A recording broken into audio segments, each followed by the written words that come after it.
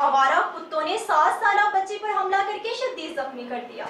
इसी तरह के कई वाकया सामने आने के बावजूद इंतजामिया खामोश नजर आती है। इस हवाले से रिपोर्ट देखते हैं 87 न्यूज खानपुर के ब्यूरो चीफ हसीब खालिद की। पर ओ कुमू दे विच ये पहले पिना पिया वरा गल बड़ा तो मालूम सही नहीं मेरे सर जी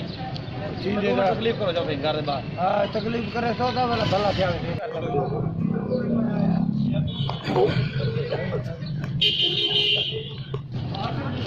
इन्हें कहा था थोड़ा रूम है ना थोड़े यार रूम में घर से बाहर जगह और मेहरबानी करो सब परदेसी लोगों को बैठो जी अजड़ दा भी बात गरीब परदेसी वाला है तो परिवार तक कम रोज तक